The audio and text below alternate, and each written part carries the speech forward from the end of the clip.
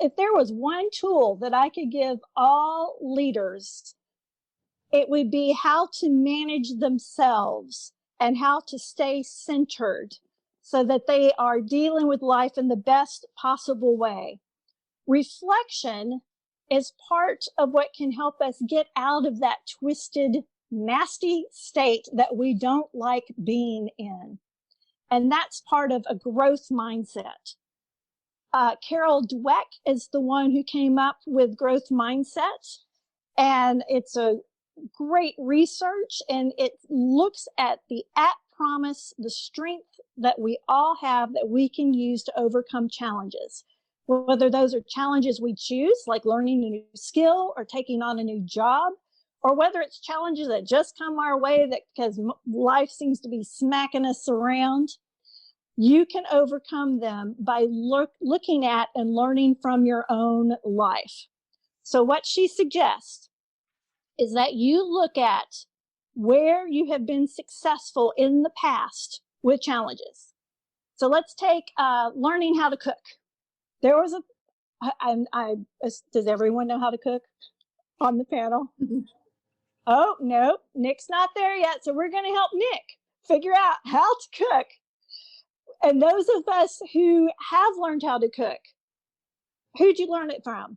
Start naming off some of the folks. Who taught you how to cook? How'd you learn? My mom. My grandmother. My dad. We had people who taught us how to cook. I'll do this by hand raising. How many of you had to experiment? And there were many mistakes, possibly burned recipes, or something didn't go right. Experimentation is part of it. I can tell you as a young girl, I did not understand the difference between pans and pots. And so when my mom called home from work and said, make such and such, and I did a recipe, I picked the wrong tool for making the recipe, and we all laughed our heads off at how this turned out. It still tasted good, but it did not look like it was supposed to. It was not in the proper pan. And then there's some not so funny times where you maybe left sugar out of a cake recipe. But all of those experimentations taught us. And you have to have that mindset of it's an experiment. You don't go, oh, blew that one, I'm done, never cooking again a day in my life.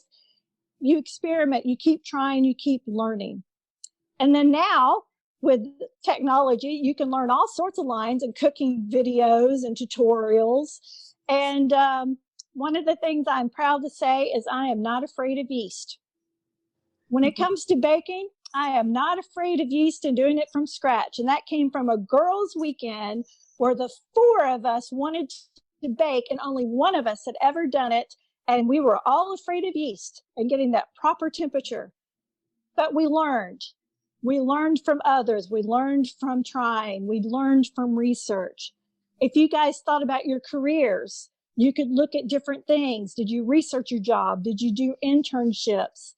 Was it connections that got you to your job? Was there a mentor who supported you? Those were all strategies. Those were all tips that helped you.